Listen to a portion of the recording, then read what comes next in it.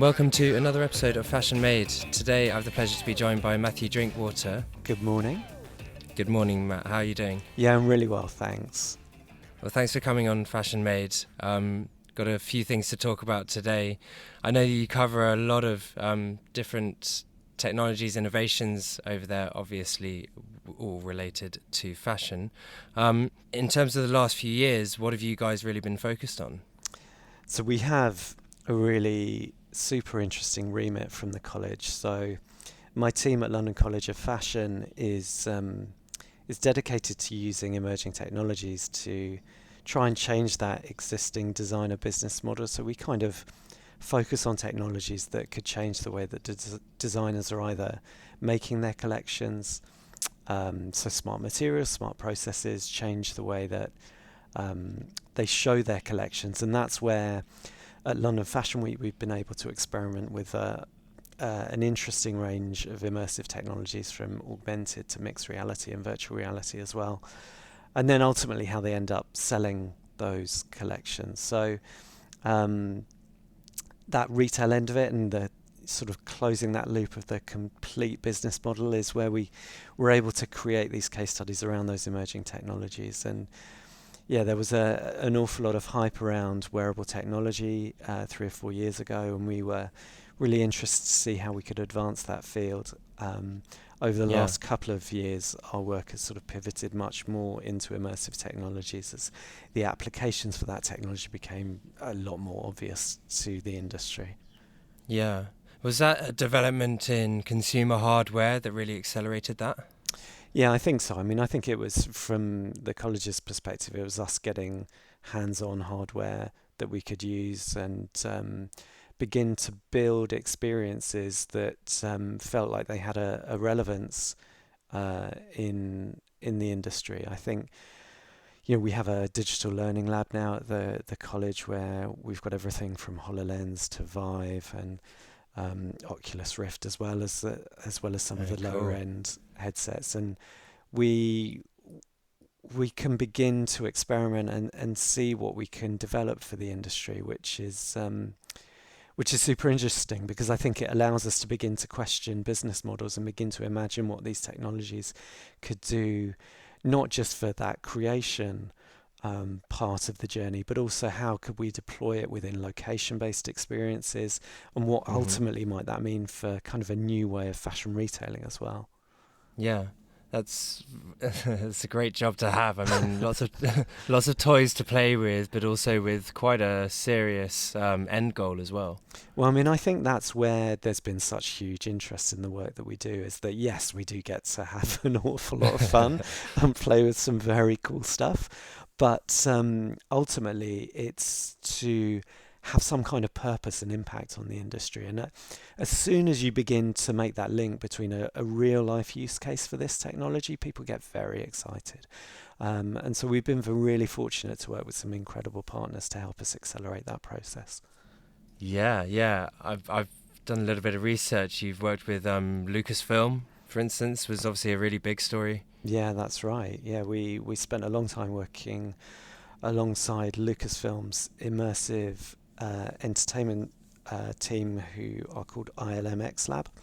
Okay. They're formed of a collaboration of the Advanced Development Group at Lucasfilm, ILM, Industrial Light and Magic, and Skywalker Sound. And we spent a good time working on a big experience for London Fashion Week that we showed in February, which was really a new technology called Live CGX, which is a technology which kind of allows for augmentation in real time.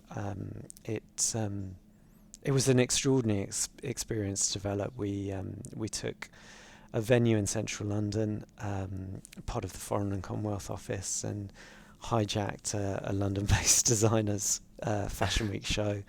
Oh, wow. Stephen Ty, we worked really closely with Stephen and created this digital layer, not just to the venue itself, which was extraordinarily beautiful, but created digital outfits for him, which we were able to augment in real time. So all of these images came together, and this experience to kind of challenge the perception and begin to offer a glimpse into the future of what fashion, retail experience, location-based experience could be in the future. It was super fun to do.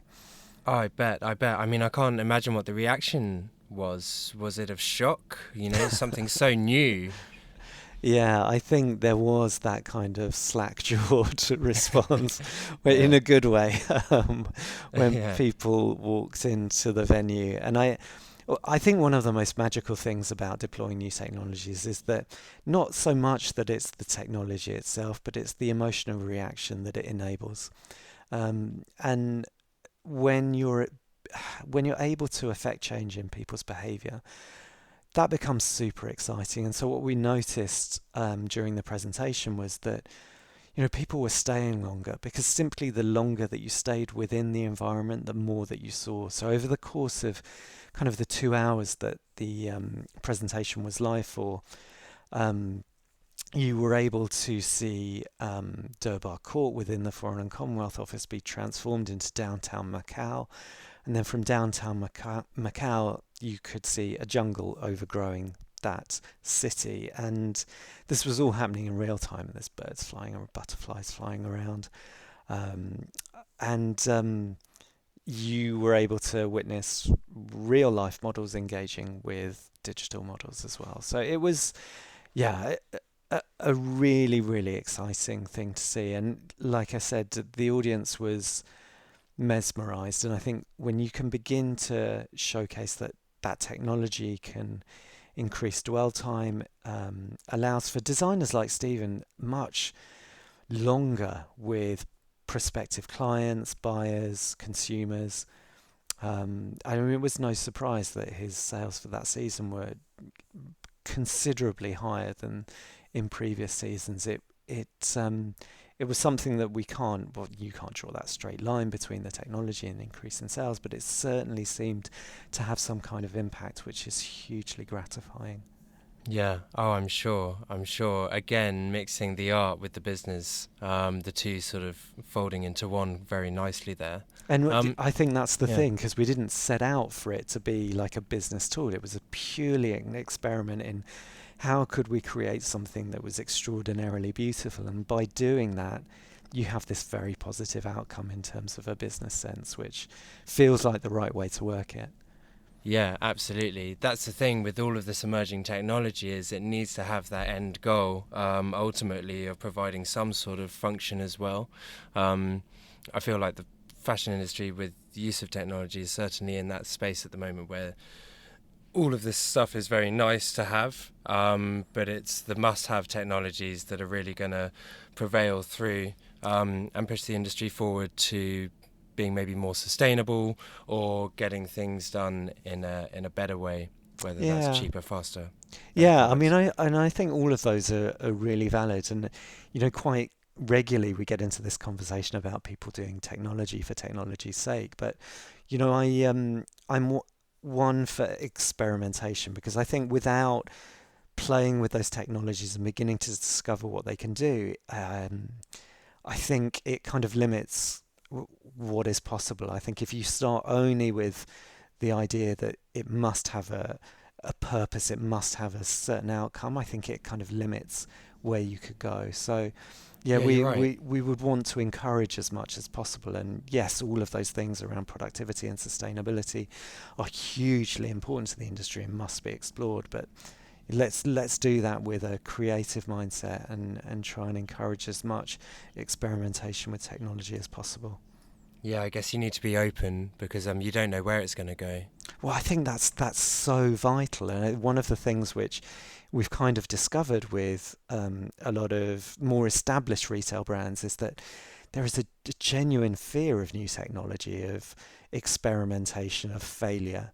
And these things are perhaps limiting their ability to extend the business, to push it in a new direction. And I think if there's one thing that we can do, is to kind of inspire that sense of discovery and encourage people just to take a risk and do something where you might not know what the deliverable will be, what the key performance indicator will deliver, what the Yeah. return on investment might be. Sometimes Yeah. you just need to do it and kind of see what happens. Yeah, no, you're absolutely right. I think PVH have developed an internal department now, which is basically just pure R&D, going out there and testing all these different things.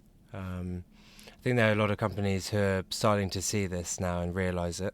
Yeah, they have, and I was really thrilled to go and have a chat with the team at PVH in New York recently and see what they were doing. And I think, more and more, and I think what that first step of creating an innovation team is fantastic, and you want to see that mindset spread across the business, across all sectors. So it's really encouraging to see so many businesses adopting those sorts of departments. We want to see much more experimentation because I think the industry has to have it, particularly from a retailing side. If that innovation isn't embraced, if businesses don't begin to adapt, the world around them is changing at too quick a pace, and you'll begin to see more retailers just left behind. I think Yeah. you've already seen that. Yeah, we have. And you're right, it is end to end, right? I mean, it's not just this sort of design development phases. It's completely end to end, as you say. Sort of every little nodule along the way has to embrace this sort of innovative Well, it philosophy. is, because I I guess. think when you look across, let's say, a supply chain for fashion, that a lot of my work has been around immersive technologies, but the kind of data that is being pushed out will have impacts on decision makers all the way across the supply chain. And so for too long, digital has just meant e-commerce for many retailers, and yet that impact clearly is going to be from right the way through from manufacture all the way into the shop floor. Those are things that are coming to the industry.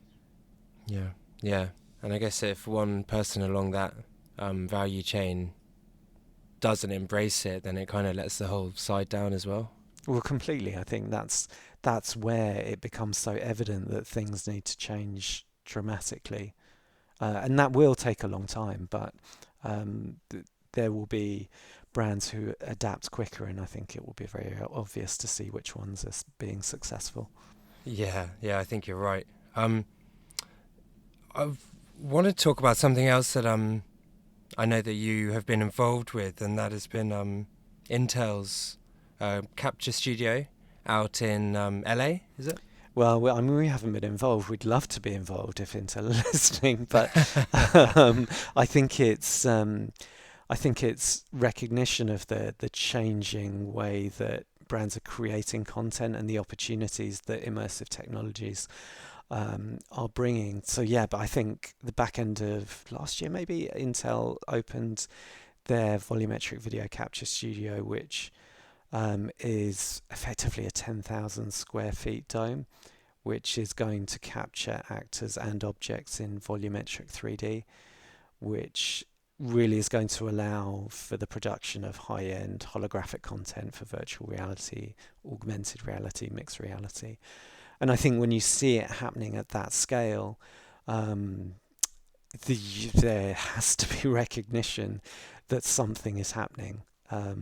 Immersive media is going to start to become part of everyday life. Our devices are becoming much more capable of delivering that, our mobile devices, and at some point you are going to start seeing consumer-facing head-worn devices that are going to allow us to consume immersive technology and capture in a much more meaningful way.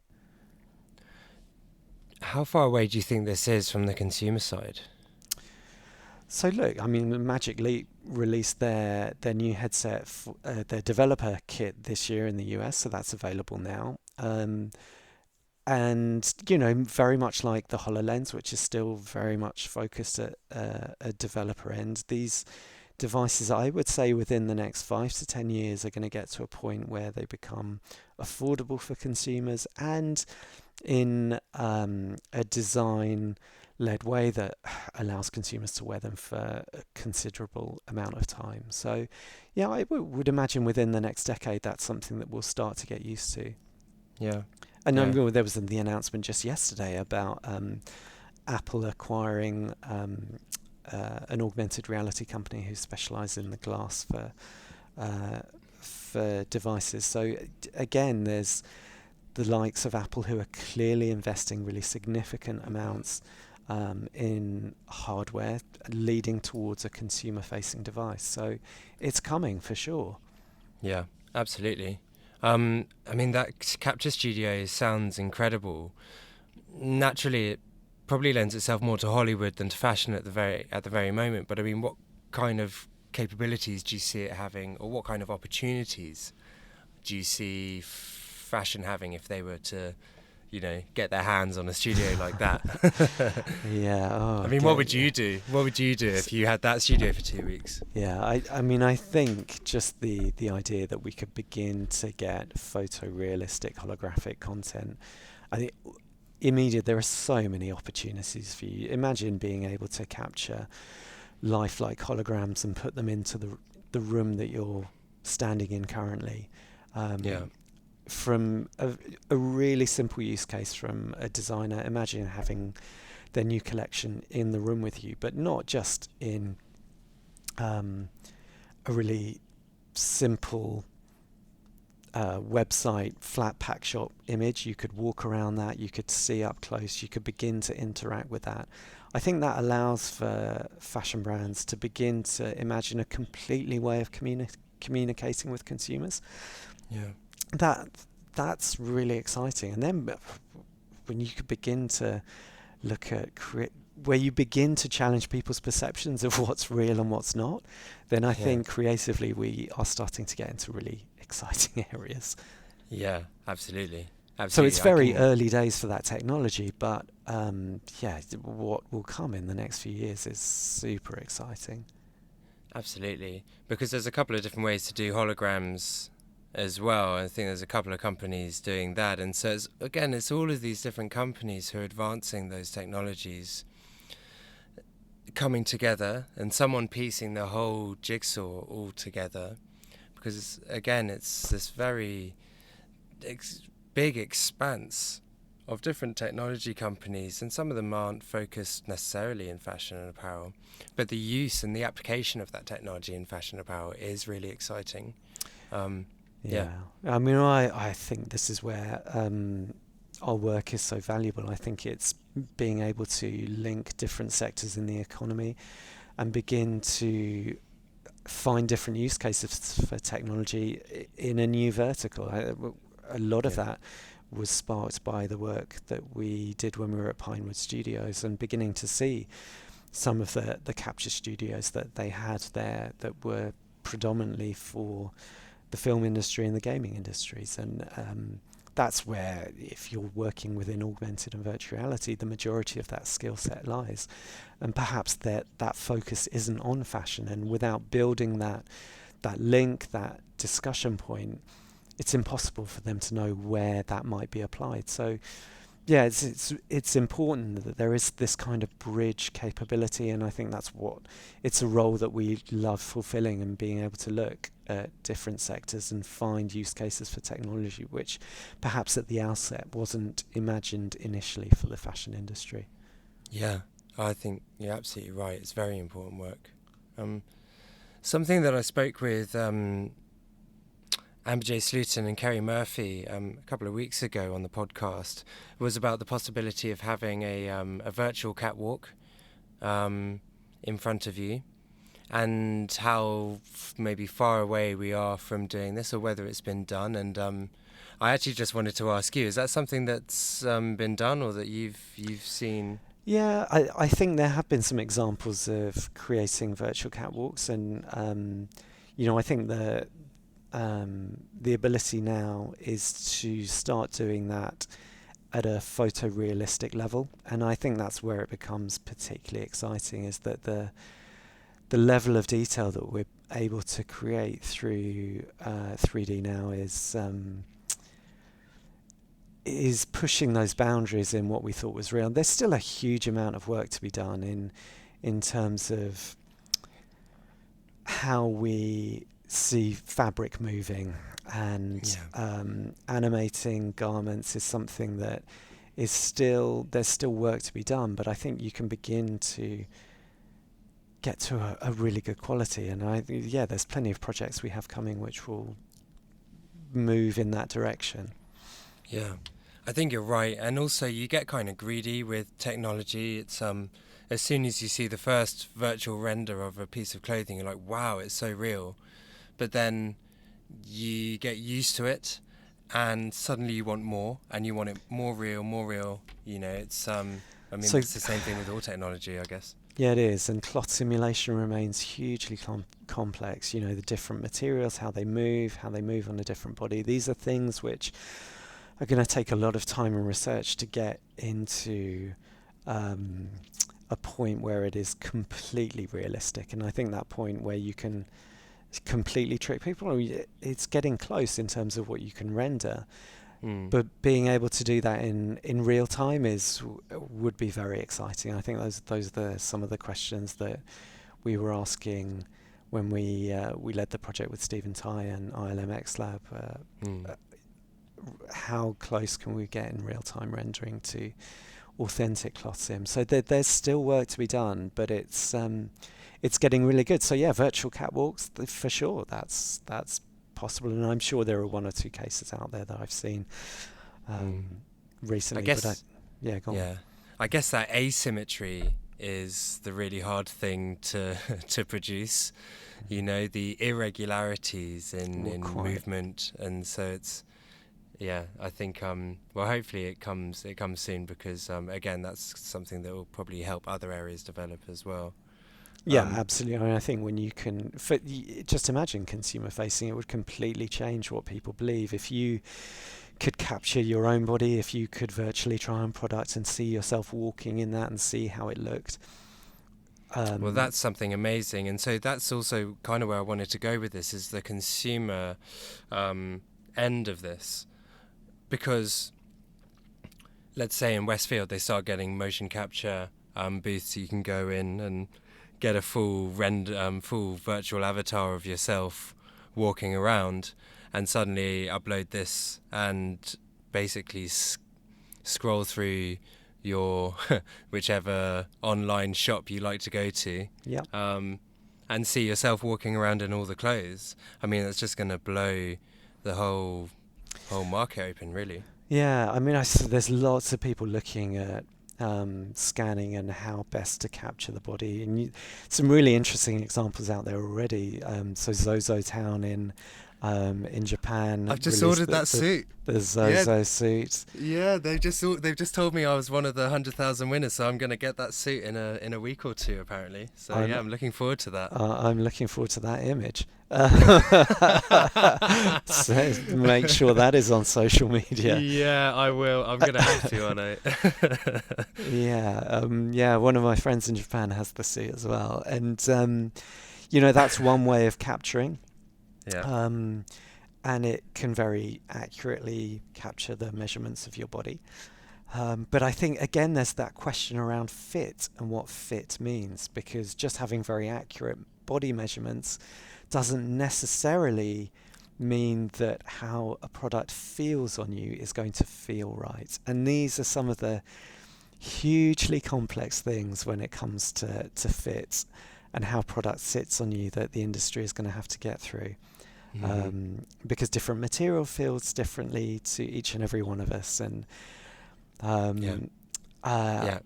you say, what feels good as well changes. Absolutely. You can't then define tapered, slim. It's then the same old broad parameters that actually don't necessarily mean anything specific to a consumer. Yeah. So there's work to be done, and I think Amazon have been looking at capturing 3D scans from a kind of magic mirror experience. So you could imagine having your wardrobe mirror scanning you, and then obviously having Amazon's catalogue of clothing and virtually trying that on. Yeah, there are lots of applications where you can see that technology being applied and directly coming into your home and changing the way that we consume fashion in the future. And it's inevitable that it will come. I think you can see from just looking at how mobile devices and depth sensing and facial tracking have improved so dramatically just from a mobile device that anything within a static location is going to provide you with an even higher quality scan. Yeah, absolutely. Oh, it's exciting times. Yeah, it's really going to change how we imagine what future fashion could be in the future. Yeah. So what is it in the immediate future for you, Matthew?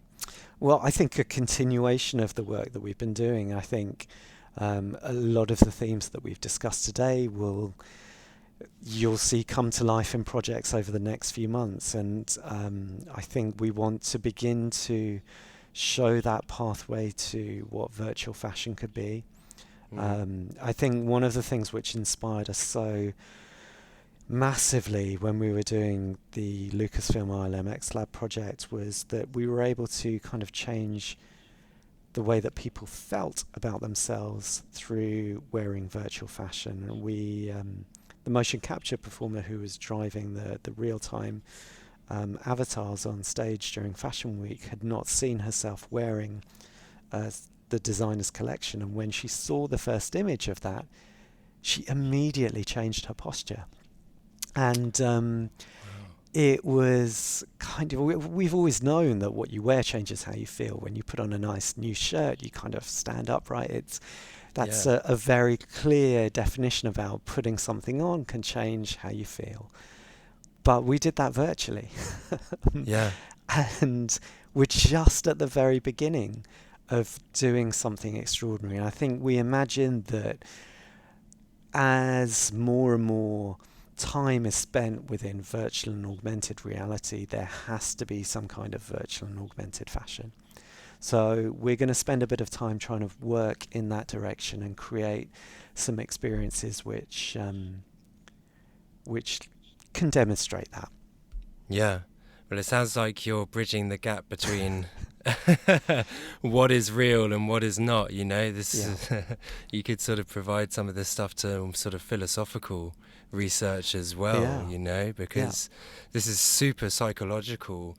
You're not actually doing anything physical, but it still changes your posture. And so I find that kind of side of things really fascinating as well. It is, it's amazing. And I think when you look at what's happening in social media and the way that people project themselves now, if you could just scroll through Instagram, and people are already taking photographs and adding a filter on, what is real now, and the way that people portray themselves now. I think as those tools become available to consumers to begin to project themselves digitally in a different way, people are going to adopt it because they're already doing it. Yeah, incredible stuff. Well, I can't wait to see what happens over the next few months. I mean, it's just you have a really cool job. Thank you. We have a lot of fun. And you know, we are excited at what's to come. And there's what can I say? Stay tuned. Yeah, we will do. All right. Well, thanks, Matthew. I really appreciate you coming on the show. My pleasure. Great to speak to you. Everybody get up.